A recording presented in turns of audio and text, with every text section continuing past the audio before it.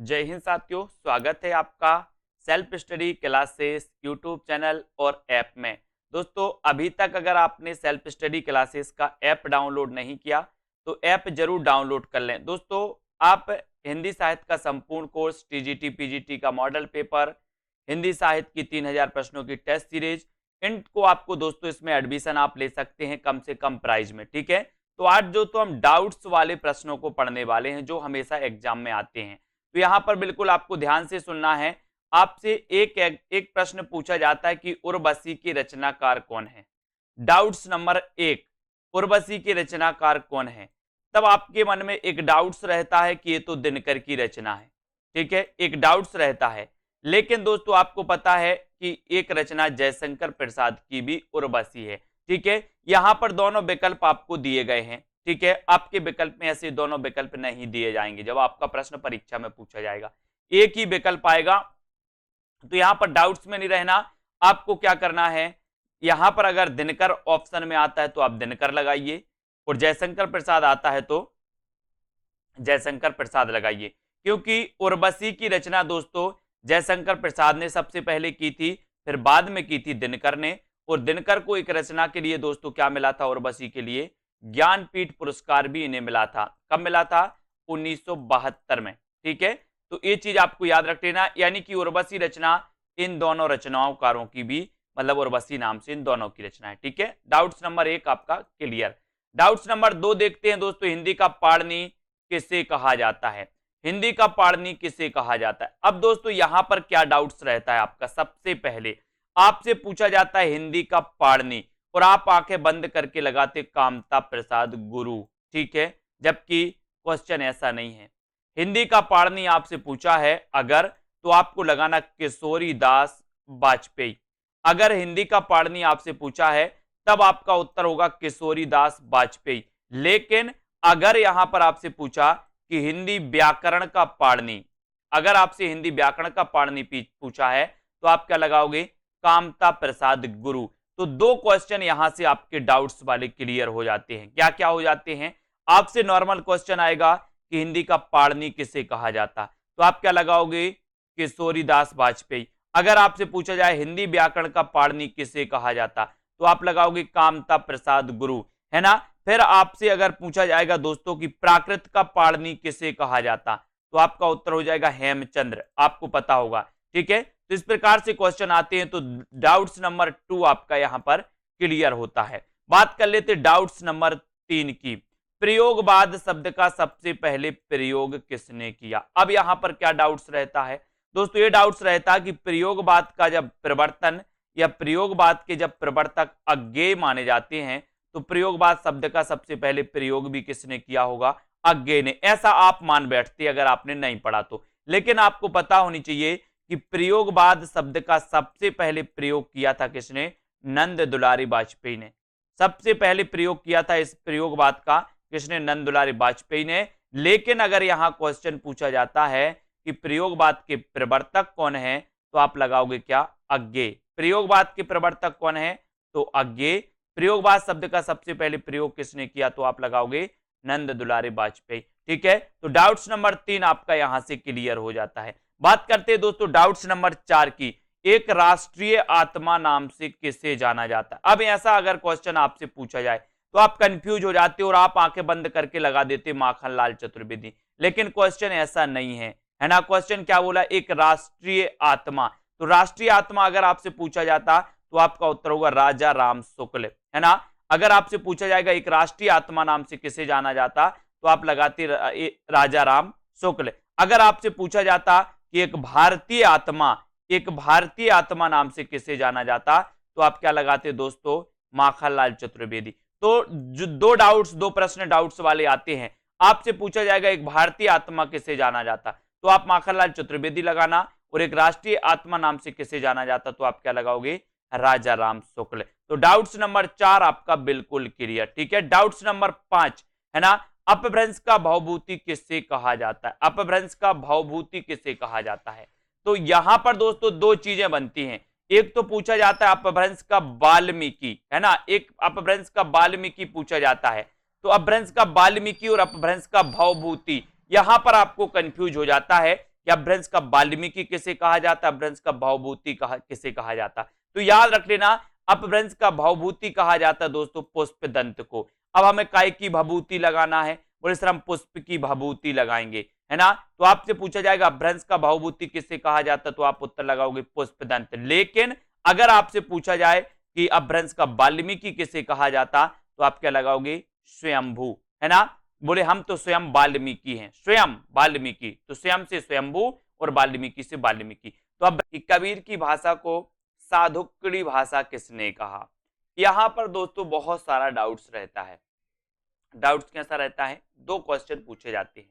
एक तो पूछा जाता है कि कबीर की भाषा को पंचमेल खिचड़ी किसने कहा, और दूसरा पूछा जाता है कबीर की भाषा को साधुक्कड़ी किसने कहा, है ना।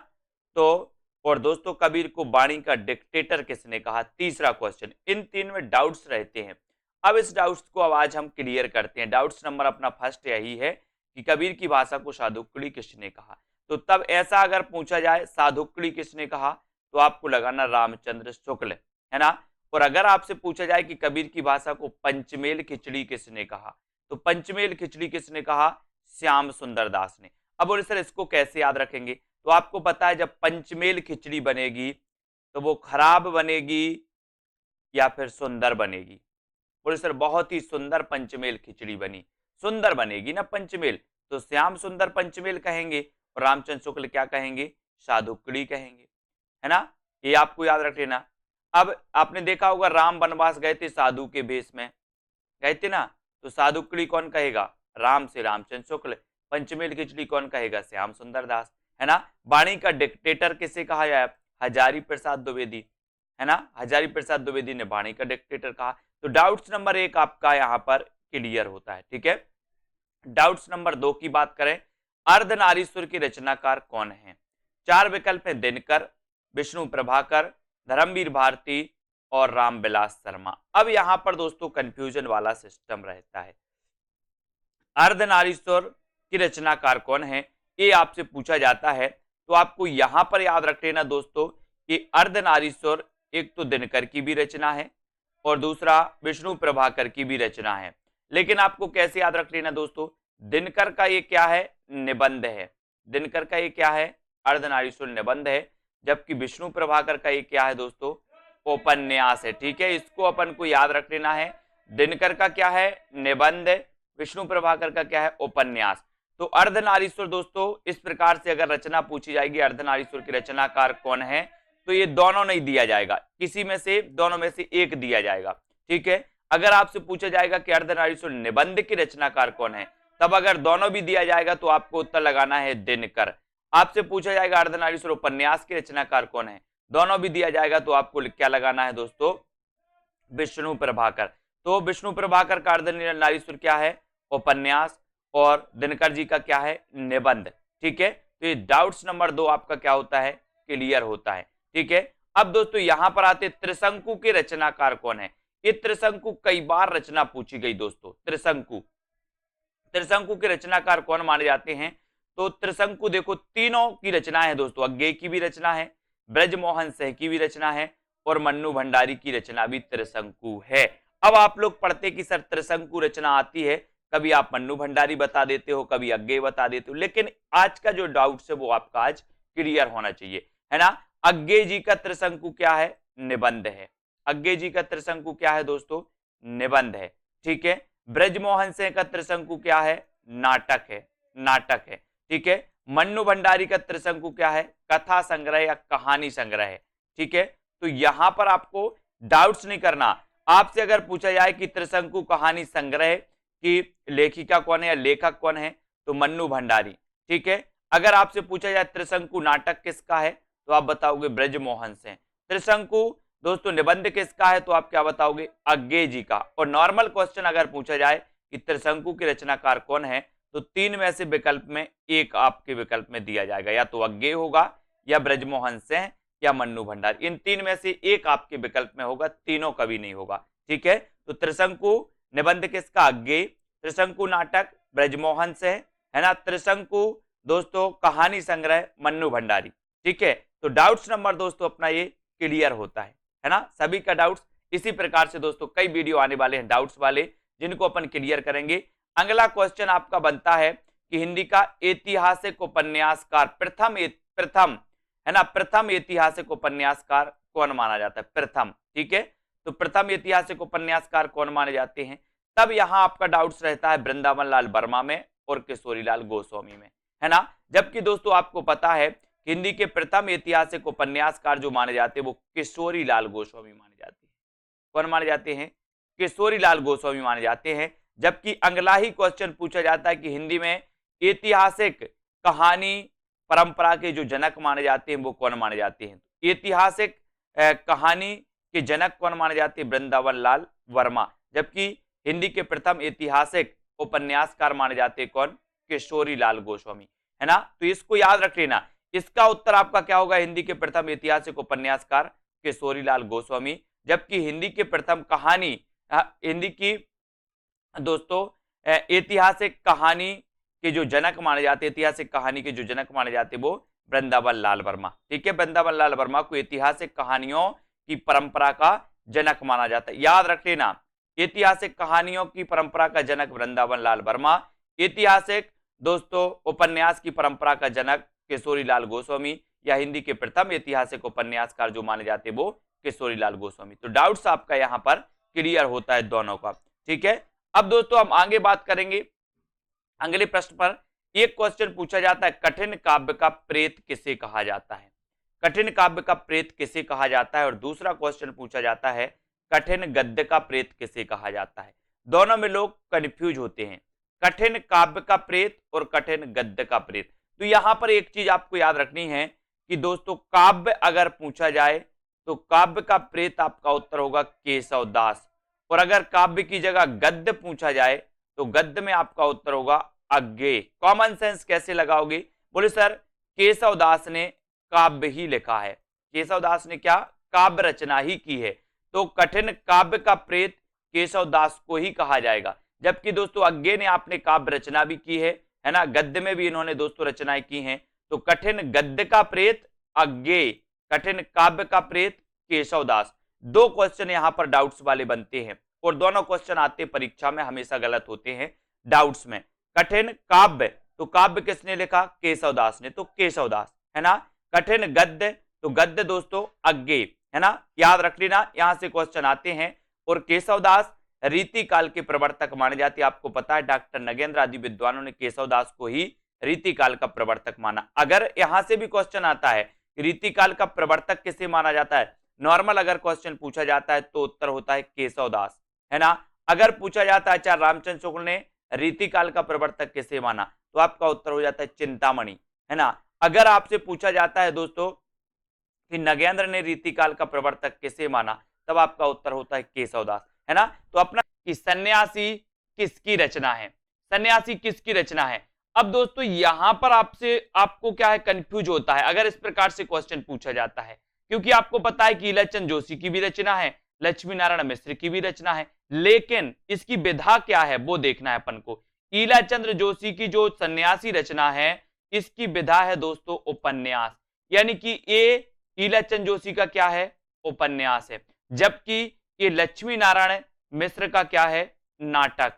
के नाटक आपको पता है, बोले सर लक्ष्मी के नाटक में, है ना, लक्ष्मी का नाटक छोड़ के लोग क्या बन जाते हैं सन्यासी बन जाते, लक्ष्मी का नाटक। तो लक्ष्मी नारायण मिश्र नाटक से नाटक है और सन्यासी बन जाते, तो सन्यासी इनका नाटक है ना। ईलाचंद जोशी का ये सन्यासी क्या है उपन्यास, ठीक है। इसको देखेंगे। अब दोस्तों दूसरा आपका डाउट से मुक्ति पथ ये किसकी रचना है। अब मुक्ति पथ के बारे में दोस्तों आपको दिख रहे होंगे उदय शंकर भट्ट, ईलाचंद जोशी और अभय मौर्य, ये तीन लोगों की रचना है।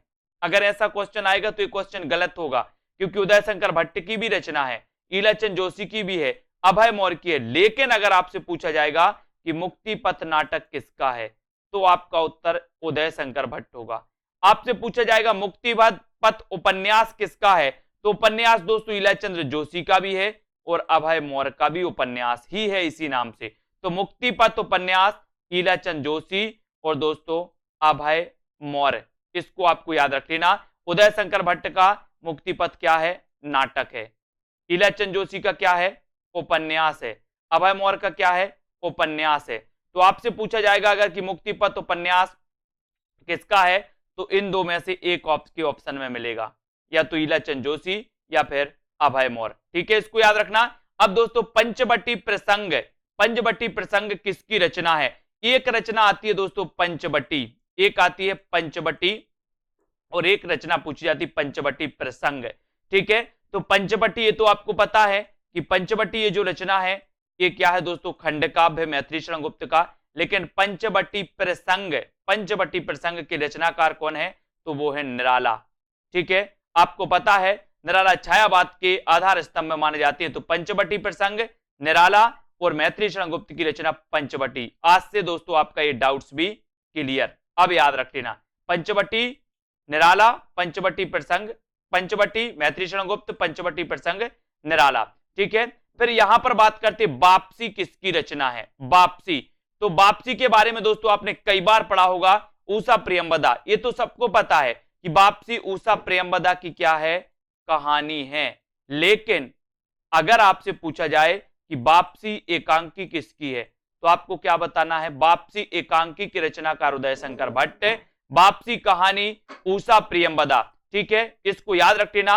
और आपसे नॉर्मल पूछा जाए वापसी किसकी रचना है, तो इन दो में से एक ऑप्शन आपको मिलेगा, या तो ऊषा प्रियंवदा या उदय शंकर भट्ट, दोनों एक साथ नहीं मिलेंगे। Doubts clear?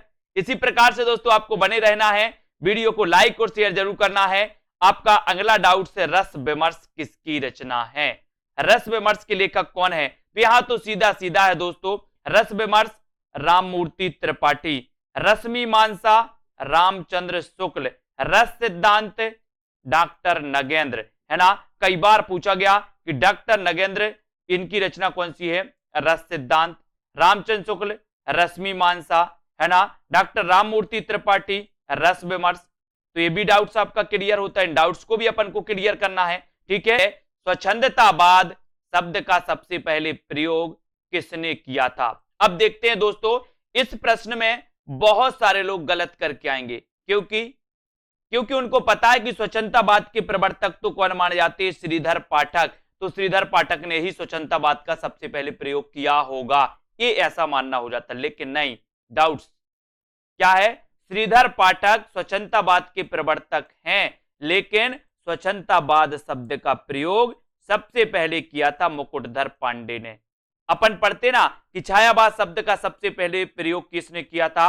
मुकुटधर पांडे ने। ऐसे ही स्वच्छंदतावाद शब्द का सबसे पहले प्रयोग भी मुकुटधर पांडे ने ही किया था। और दोस्तों स्वच्छंदतावाद के प्रवर्तक माने जाते श्रीधर पाठक। इनको आपको याद रख लेना है दोस्तों। ठीक है, इन्हें आपको पता है प्रकृति का उपासक कभी भी कहा जाता है। किसे? श्रीधर पाठक को। एक क्वेश्चन आता है, प्रकृति का सुकुमार कवि किसे कहा जाता है? प्रकृति का चितेरा कवि कैसे कहा जाता है? लोग लगा देते आंखें बंद करके पंत। लेकिन एक क्वेश्चन आता है कि प्रकृति का उपासक कवि किसे कहा जाता है, तब दोस्तों फिर भी लगा देते पंत। अब नहीं लगाना। प्रकृति का उपासक कवि श्रीधर पाठक, स्वच्छंदतावाद का प्रवर्तक श्रीधर पाठक, है ना। स्वच्छंदतावाद शब्द का सबसे पहले प्रयोग किसने किया? मुकुटधर पांडे ने। इन क्वेश्चनों को आपको बहुत अच्छे से पढ़ना है। डाउट्स नंबर 2, फूलों का गुच्छा की रचनाकार कौन है? यहां दोस्तों 61 फंस जाती है। फूलों का गुच्छा और फूलों का कुर्ता। एक क्वेश्चन पूछा जाता है फूलों का कुर्ता ये किसकी रचना है? तो फूलों का गुच्छा रचना किसकी है? भारतेंदु हरिश्चंद्र की। लेकिन यहीं पर आपसे फूलों का कुर्ता पूछ लिया जाता तब भी आप कंफ्यूज हो जाते। फूलों का कुर्ता यशपाल, और जो फूलों का कुर्ता पहनेगा उसका यश बहुत होगा, बहुत, है ना, यश होगा, तो यशपाल। फूलों का कुर्ता यशपाल, फूलों का गुच्छा भारतेंदु हरिश्चंद्र। इनको अपन को याद रख लेना है। अब दोस्तों ये डाउट्स नंबर अपन 3, हिंदी का प्रथम कवि कौन है? अब यहां भी कई लोग कंफ्यूज हो जाते। अगर आपसे पूछा जाए कि हिंदी का प्रथम कवि कौन है और प्रथम की जगह कवि पूछ लिया जाता है कि हिंदी का प्रथम महाकवि कौन है, तो क्या होता है? कंफ्यूजन। बोले हिंदी का प्रथम कवि कौन है तो उत्तर लगाते सरहपा, है ना। लेकिन अगर पूछ लिया जाए कि हिंदी का प्रथम महाकवि कौन है तो आपको उत्तर लगाना है चंद्रबरदाई। ठीक है, चंद्रबरदाई आपका सही उत्तर होगा। हिंदी का प्रथम महाकवि पूछा तो चंद्रबरदाई, हिंदी का प्रथम कवि पूछा तो सरहपा। ठीक है, और हिंदी का प्रथम कवि स्वयंभू को माना किसने? राम कुमार वर्मा ने। ये भी आपको याद रख लेना। ठीक है, और राहुल सांकृत्यायन ने किसे माना? सरहपा को। ठीक है, अगला डाउट्स, अगला है योगधार के रचनाकार कौन है? योगधार, अब यहां से दो रचनाएं आती हैं दोस्तों, एक तो पूछी जाती है योगधार और दूसरी पूछी जाती है योगधारा। अब इनको आपको दोस्तों क्या करना है? अच्छे से पढ़ लेना है। योगधारा, बोले योग की धारा में नांग बह गया। कौन बह गया? योग की धारा में, योग की धारा में नांग बह गया। तो याद रख लेना, तो योग की अगर धारा आ की मात्रा लगी हो, धारा की बात हो तो उत्तर हो जाएगा नागार्जुन, और धार की बात हो तो सोहनलाल द्विवेदी। योगधार, योगधार के लेखक कौन है? सोहनलाल द्विवेदी। योगधारा के लेखक कौन है? नागार्जुन। ठीक है, तो दोनों चीजें क्लियर। योगधार पूछा जाएगा तो आप क्या लगाओगे? सोहनलाल द्विवेदी। योगधारा पूछा जाएगा तो आप क्या लगाओगे? नागार्जुन। इनका वास्तविक नाम क्या था पता है? वैद्यनाथ। किसका? नागार्जुन का। और वैद्यनाथ द्विवेदी आपको पता है किसका नाम था? उपनाम हजारी प्रसाद द्विवेदी का उपनाम भी वैद्यनाथ द्विवेदी था, है ना? ये भी याद रख लेना।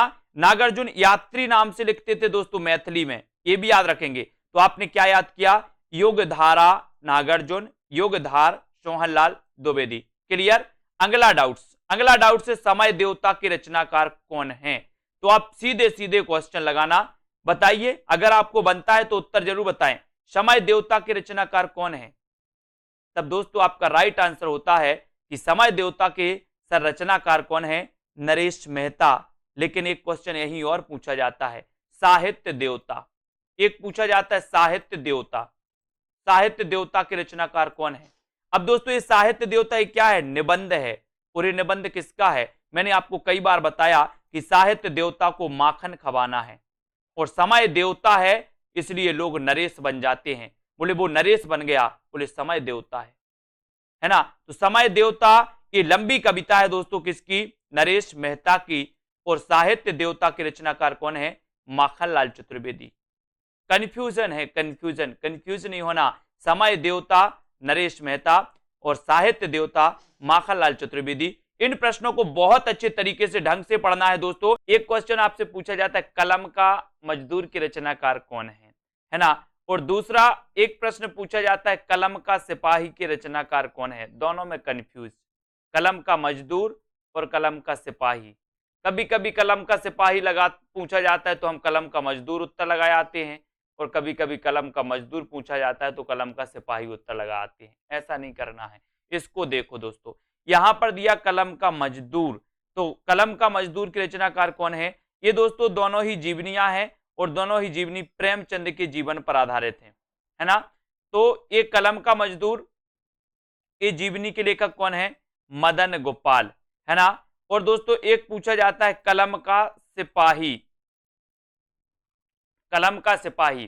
ठीक है, तो कलम का सिपाही जीवनी एक किसने लिखी? अमृत राय ने, है ना? आपको पता होगा प्रेमचंद के पुत्र का नाम था अमृत राय। प्रेमचंद जी का दोस्तों वास्तविक नाम क्या था? धनपत राय। उर्दू में किस नाम से लिखते थे? नवाब राय नाम से। प्रेमचंद इन्हें नाम दिया किसने? दया नारायण निगम ने। ठीक है, अब दोस्तों इनके पुत्र का नाम था अमृत राय। इन्होंने जीवनी लिखी थी कलम का सिपाही, याद रख लेना। अब डाउट्स में करती है कौन सी? कलम का मजदूर। अब कलम का मजदूर को याद कैसे रखना है? यहां पर आया मां से मजदूर और मां से मदन गोपाल। इतना बस आपको याद रख लेना कि सर मां से मजदूर आता है और मां से इसका उत्तर मदन गोपाल आता है। बाकी आप कलम का सिपाही अपने आप उत्तर लगा के आओगे कि अमृत राय की है। डाउट्स को क्लियर करने के लिए इतना याद रख लेना। तो डाउट्स नंबर 1 क्लियर, कलम का मजदूर मदन गोपाल, कलम का सिपाही अमृत राय। ठीक है, अगला डाउट्स, अगला डाउट्स आपको होता है मेरी जीवन यात्रा आत्मकथा के लेखक कौन है? मेरी जीवन यात्रा, यहां दोस्तों आपको डाउट्स होता है दो लोगों की रचना, दो लोगों की आत्मकथा है इसी नाम से। कौन कौन की? एक तो राहुल सांकृत्यायन की है, और एक है दोस्तों किसकी? एक है जानकी देवी बजाज की। ठीक है, जानकी देवी बजाज। तो आपको याद रख लेना कि एक राहुल सांकृत्यायन ऑप्शन में दो नहीं आएगा। और जब आपसे इस प्रकार से प्रश्न आएगा कि मेरी जीवन यात्रा आत्मकथा किसकी है, तो या तो ऑप्शन में राहुल सांकृत्यायन होगा या जानकी देवी बजाज होगा। ठीक है, तो आपको याद रख लेना, बोले मेरी जीवन यात्रा बजाज गाड़ी से प्रारंभ हुई। कौन सी गाड़ी? बजाज गाड़ी से। नहीं तो ऐसा कर लेना, बोले मेरी नहीं, मेरी जान की जीवन यात्रा बजाज गाड़ी से प्रारंभ हुई थी। ऐसे याद कर लो, ये जल्दी याद हो जाती। तो जानकी देवी बजाज, ठीक है, और राहुल सांकृत्यांश। तो डाउट नंबर 2 आपका क्लियर, दोनों की आत्मकथा एक ही नाम से है, ठीक है।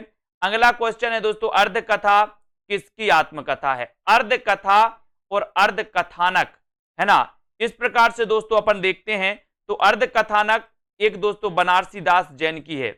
आपको पता होगा हिंदी की प्राचीन आत्मकथा मानी जाती है। कौन सी?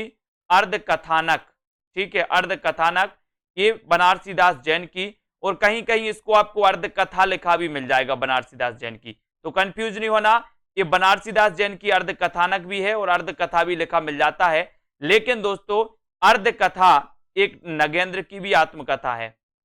अब इसमें अपन कभी कभी कंफ्यूज हो जाते हैं, है ना, क्योंकि ऑप्शन में होता है बनारसी दास जैन ना होकर के बनारसी दास चतुर्वेदी होता है, तो हम क्या लगा देते? बनारसी दास चतुर्वेदी ही लगा देते, जैन और चतुर्वेदी में वो हो जाता है ना। तो याद रख लेना, अर्ध कथानक हिंदी की प्राचीन आत्मकथा मानी जाती है, ये बनारसी दास जैन की है ना। और अर्ध कथा ये डॉक्टर नगेंद्र की दोस्तों है। और बनारसी दास जैन और बनारसी दास चतुर्वेदी, इनमें कंफ्यूज नहीं होना आपको, ठीक है। तो आपका यहां पर डाउट्स क्लियर कि सर बनारसी दास जैन की अर्ध कथानक, डॉक्टर नगेंद्र की अर्ध कथा, और दोस्तों यहां पर बनारसी दास जैन और बनारसी दास चतुर्वेदी में कंफ्यूज नहीं होना, ठीक है। अगला क्वेश्चन देखो, अगला हिंदी का प्रथम दैनिक समाचार पत्र कौन सा है? यहां भी लोग कंफ्यूज होते हैं। आपसे पूछा जाता है कि हिंदी का प्रथम समाचार पत्र कौन सा है, आप बिल्कुल लगाते हो उदंत मार्तंड। लेकिन आपसे पूछा जाता है कि हिंदी का प्रथम दैनिक समाचार पत्र कौन सा है, तब भी आप उदंत मार्तंड लगाते हो, ऐसा नहीं करना। आपसे पूछा जाए कि हिंदी का प्रथम समाचार पत्र कौन सा है, आप क्या लगाओगे? उदंत मार्तंड। आपसे पूछा जाए कि हिंदी का प्रथम साप्ताहिक समाचार पत्र कौन सा है, तो आप क्या लगाओगे? उदंत मार्तंड। लेकिन अगर आपसे पूछा जाए कि हिंदी का प्रथम दैनिक समाचार पत्र कौन सा है, तो आपको उदंत मार्तंड नहीं लगाना, क्योंकि जो प्रथम दैनिक समाचार पत्र था वो था कौन सा? समाचार सुधावर्षण, है ना। इसके संपादक थे श्याम सुंदर सेन, ठीक है, इसको याद रख लेना दोस्तों, श्याम सुंदर सेन, ये समाचार सुधावर्षण, ठीक है। और उदंत मार्तंड ये आपको याद रख लेना, ठीक है। ये दोस्तों ये हिंदी का प्रथम है ना, और ये साप्ताहिक है, और ये हिंदी का प्रथम दैनिक समाचार पत्र है। Doubts clear? आगे बढ़ते हैं। अगला क्वेश्चन यहां, मिट्टी की बारात के रचनाकार कौन है? मिट्टी की बारात। अब यहां पर दोस्तों कंफ्यूज आपके लिए होता है, एक तो ए कि कुछ लोग बोलते हैं सर शिवमंगल से सुमन की रचना है, बिल्कुल है। कुछ लोग बोलते हैं त्रिलोचन की रचना है, बिल्कुल है। दोनों की रचना है दोस्तों ये, ठीक है। आपको याद रख लेना है कि सर ये मिट्टी की बारात जो है ये शिवमंगल से सुमन का कविता संग्रह है ना, जबकि त्रिलोचन की ये क्या है? कविता है। याद रख लेना, मिट्टी की बारात। कभी आपसे पूछा जाए कि मिट्टी की बारात के रचनाकार कौन है, तो आपका ऑप्शन में एक ही होगा अगर इस प्रकार से क्वेश्चन आएगा। या आपसे पूछा जाएगा कि मिट्टी की बारात कविता संग्रह के रचनाकार कौन है, तब आपका उत्तर शिवमंगल से सुमन होगा, चाहे ऑप्शन में त्रिलोचन भी हो, है ना। या आपसे पूछा जाए मिट्टी की बारात कविता के लेखक कौन है, कविता के कवि कौन है, कविता के रचनाकार कौन है, तो आपका उत्तर हो जाएगा त्रिलोचन। इस प्रकार से दोस्तों आपसे पूछा जाता है, तो मिट्टी की बारात के रचनाकार कौन है, इस प्रकार से अगर क्वेश्चन आएगा तो इन दो में से आपका एक ही ऑप्शन आएगा, या तो शिवमंगल से सुमन या फिर त्रिलोचन, ठीक है, क्योंकि ये दोनों की रचना है दोस्तों मिट्टी की बारात। कंफ्यूज दूर, है ना, इस प्रकार से। अब दोस्तों यहां पर अपन रोज ये अपना डाउट सेशन चलता है, डाउट्स अपन क्लियर करते हैं। यहां पर अपन ने हिंदी के प्रथम दैनिक समाचार पत्र को पढ़ा, मिट्टी की बारात को देखा, है ना, और दोस्तों जीवनी देखी अपन ने, कलम का सिपाही, कलम का मजदूर, इनका डाउट्स क्लियर किया। तो ऐसे ही दोस्तों अनेकों वीडियो आने वाले हैं, आपको बस क्या करना है, ऐसा ही सेशन अपना चलता है और बढ़िया से बढ़िया दोस्तों आपको कोर्स कराया जाता है सेल्फ स्टडी क्लासेस ऐप पर। आपको कुछ नहीं करना है, आप दोस्तों अगर हिंदी साहित्य के स्टूडेंट हैं तो सेल्फ स्टडी क्लासेस से आपको जरूर जुड़ना है। आपको self study classes app download करना है, और ऐप डाउनलोड आप कर लेते हो दोस्तों, तो आपको वहां पर हिंदी साहित्य का संपूर्ण कोर्स लॉन्च किया गया, उस कोर्स में एडमिशन ले सकते हो। टीजीटी पीजीटी का मॉडल पेपर लॉन्च किया गया, उसमें आपको लेना तो ले सकते हो। 3000 प्रश्नों की टेस्ट सीरीज लॉन्च की गई है, उसमें अगर आपको प्रैक्टिस करना है, अपना आकलन करना है, तो आप उसमें एडमिशन ले सकते हो, ठीक है। तो बम्पर तरीके से दोस्तों आपको जहां पर यूट्यूब में बहुत सारा मटेरियल दिया जाता है इस चैनल्स के माध्यम से, वहीं ऐप पर भी दोस्तों आपको बहुत सारी चीजें प्रोवाइड की जाती है, जहां पर ट्रिकी वीडियो, विस्तृत अध्ययन, टॉपिक वाइज टेस्ट, ये सारी चीजें मिलती हैं। ठीक है, तो जरूर जुड़े, नीचे नंबर चल रहा है तो नंबर पे भी संपर्क कर सकते हैं। और दोस्तों जुड़े रहें, वीडियो को लाइक और अपने मित्रों तक शेयर जरूर करें। जय हिंद। बहुत सारे स्टूडेंट को ऐप डाउनलोड नहीं करते बन रहा है, या फिर कर भी लिया है तो कोर्स भी नहीं देख पा रहे हैं। तो मैं आज उनको बता दूं कि ये जो सेल्फ स्टडी क्लासेस इस प्रकार से जब आप प्ले स्टोर से करते हैं तो ये आपका वेल जो है आइकन उसमें लगा हुआ है ना। तो इस प्रकार से सेल्फ स्टडी क्लासेस आपको सर्च करना है और ऐसे आइकन में आपको ऐप मिलने वाला है। ठीक है, तो दोस्तों हम देखें कि प्ले स्टोर में आपको इस प्रकार से दिखेगा ये सेल्फ स्टडी क्लासेस। ठीक है, ये प्ले स्टोर में आपको सेल्फ स्टडी क्लासेस का ऐप दिखने वाला है। ठीक है, ये इमेज उसमें डली है, ये आइकन, ये लोगो उसमें डला है। ठीक है, अब दोस्तों इसको इंस्टॉल करना है, यहां से आप इंस्टॉल करेंगे। ठीक है, अब इंस्टॉल करेंगे तो वहां पर आपको नंबर मांगेगा, जीमेल नंबर मांगेगा, तो आपको ओटीपी आएगा, तो आप रजिस्टर करके आगे बढ़ेंगे।